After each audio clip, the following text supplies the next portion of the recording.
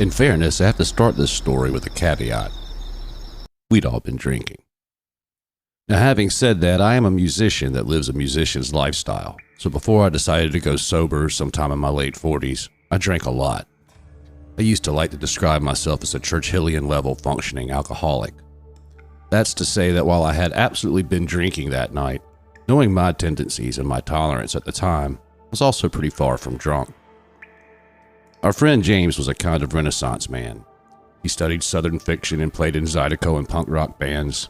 He worked as a tax assessor at that time. He lived in an old farmhouse he was remodeling on Shipp Road, on the outskirts of the small town of Bay Minette, Alabama.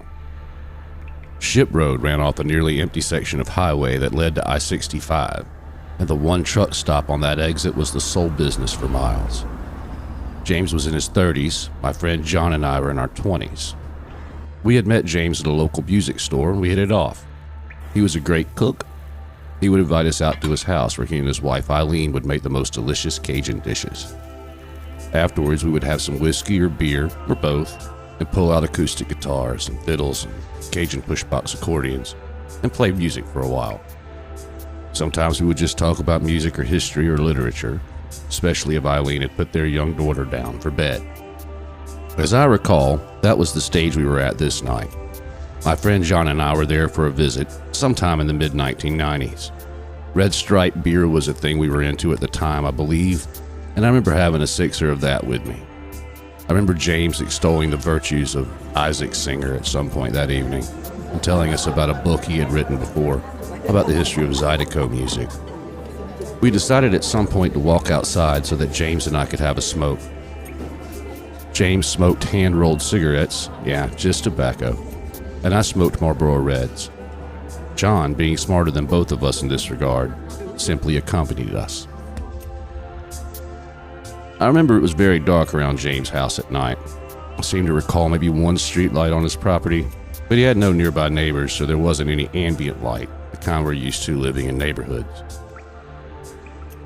Our conversation had turned toward the supernatural, a subject that interested both John and I, though I hold no beliefs in an afterlife or in gods or devils.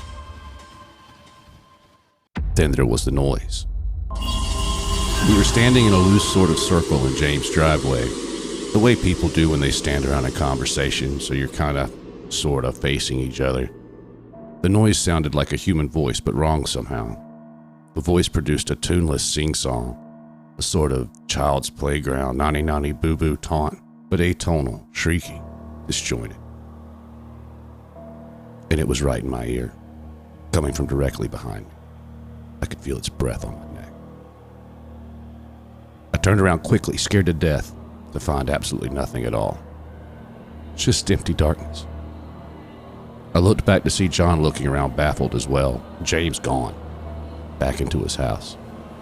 He emerged seconds later with a .45. Now let me stop there. James was far from a violent man. He was an artist and a writer, one of the kindest people I've ever met. I was just that damn scared. We searched around the house and into the nearby woods, but none of us saw or heard anything else. We found no trace of anyone around, no signs of cars or ATVs. It would have been a very long walk to the nearest house. After the search is when John described the experience from his perspective, and it was the same as mine, as was James' experience.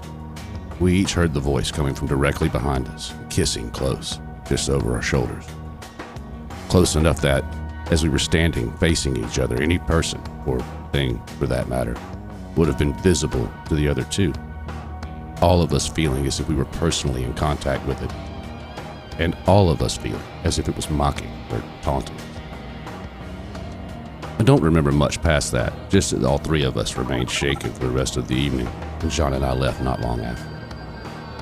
Now, it's easy to write all of this off, folks having some late-night drinks in an old farmhouse out in the woods in the middle of nowhere. They go outside while talking about supernatural stuff and they hear something weird. Shock. And maybe that's all it was. But there were three very different people there that night. One was as sane and hearty as anyone I've ever known, and another very well educated and very capable. I was there as well. While I can't make any such claims as those about myself, I do know that sound chilled me to the bone. I still don't believe in the afterlife, or gods or devils. All the same, you won't catch me on Shipp Road late at night again.